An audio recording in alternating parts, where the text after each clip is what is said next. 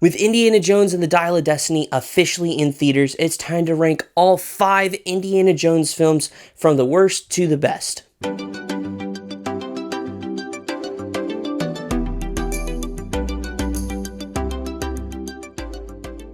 Hey friends, welcome to the Disney Pastor. I'm your host Tim, and I talk all things Disney, which includes Indiana Jones. Let me know your thoughts on the franchise down in the comments below. I would love to hear your list of all 5 Indiana Jones films. There may be some slight spoilers for all 5 films in this video, so keep that in mind in case you are nervous about spoilers for anything. Without further ado, let's dive into all 5 Indiana Jones films. Coming in at number 5 is Kingdom of the Crystal Skull, and this one has its moments. I mean, it is a D tier of a movie, so it's pretty decent, and I actually enjoy it a little better than I think most people do.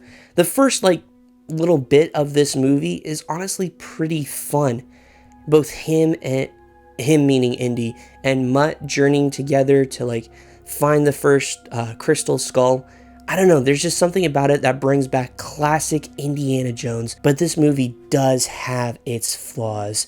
There are some things that just feel very out of place.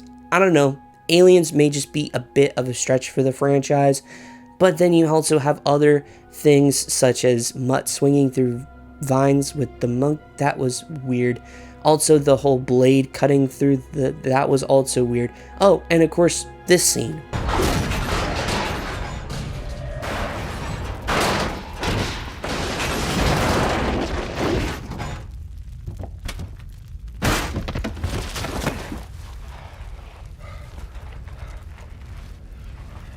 But again, there are things I enjoy about this movie.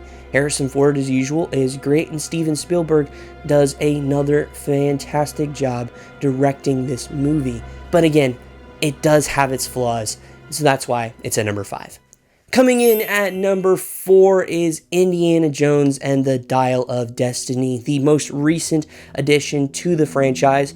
It's not bad. It's not phenomenal, but it's not bad. There are some things in this film that are done very, very well. The first 20 minutes of this film is almost perfection. I say almost because the CG could have been a little better, particularly on Indy's face, because he is de-aged in this scene. But there are moments in this film where I really enjoy the premise. It is a little weird seeing Indiana Jones in a more quote-unquote modern setting, but I still had an enjoyable time with this movie, and I thought it ended pretty decently, although it could have been slightly better.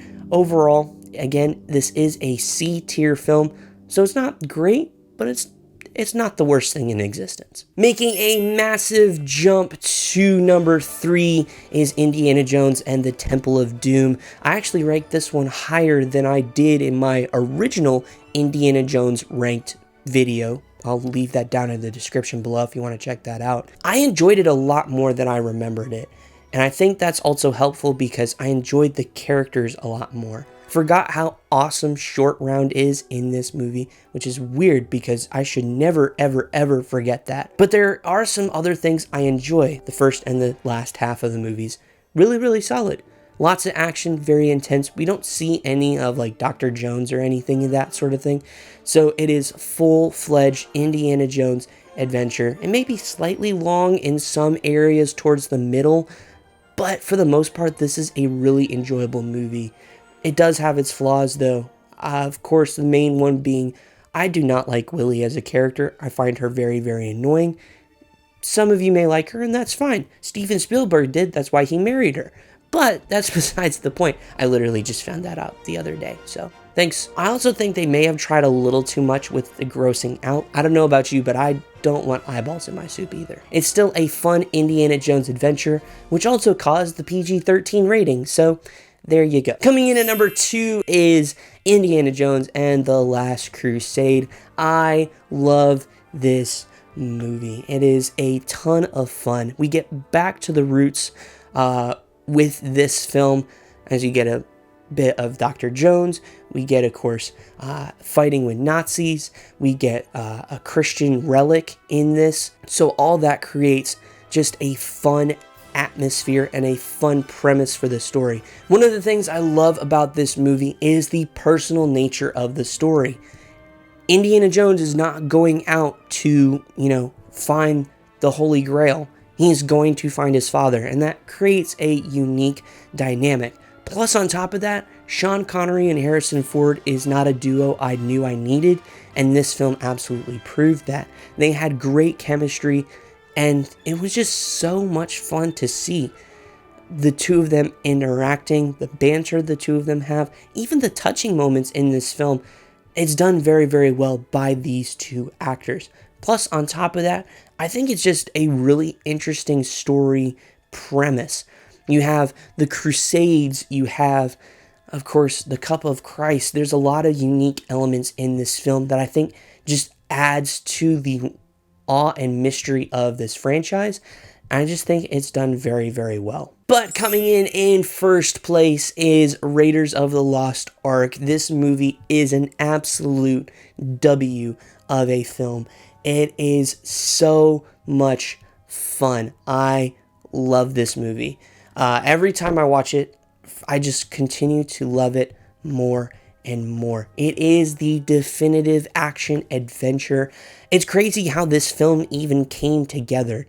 You have two of the greatest filmmakers of their day, George Lucas and Steven Spielberg, coming together to create just a very interesting world and a very interesting character. And that is personified by Harrison Ford, who proved that he was able to be an A-list actor in this film. And in my opinion, he did a phenomenal job. Plus, this is my favorite role of his. So there is that to it. But you also have the combination of that along with the absolute greatest film composer of all time in John Williams. All these pieces coming together to create this film is just awesome. Plus all the other cast members, Karen Allen, John Rhys-Davies, even Alfred Molina's in this. I mean, he's only in it for like 5 minutes of the film, but he's still in the movie. There are a lot that make this film really, really good. But one of the things I really enjoy about this film is the action set pieces. Now, it's not as intense as, say, your modern day blockbuster, but there is a lot of great practical action and a lot of great set pieces. I mean, Disney World literally has a stunt spectacular theme to this movie, so take that with what you will. And it just looks super cool. I mean, it's aged very well for a over 40-year film. One of the other things I really enjoy about this film is just the Indiana Jones films in general, is the nature of Indy himself. He's not an all-out hero, but he's not an all-out villain either. He, of course, is seeking fortune and glory, but he also does have moments where he does have his moral compass take over. And I think that's something that's very interesting and very unique for not just this film, but also just this franchise in general. It creates something very, very unique and very special. And that's why Indiana Jones is one of the best franchises of all time. And that's why also Raiders of the Lost Ark is one of the best films of all time. Let me know your rankings down below in the comments. I seriously would love to hear your thoughts on the best Indiana Jones film. And with that being said, thank you all so much for watching. I really hope you enjoyed this video. If you did, please give it a big thumbs up. I'd greatly appreciate it. Helps me know what type of content you guys like to see. And if you're new around here, hey, welcome. We're so glad you're here. Be sure to subscribe down below and hit the bell to be notified for more videos just like this one. And I will see you all in the next video. Have a great day. Goodbye.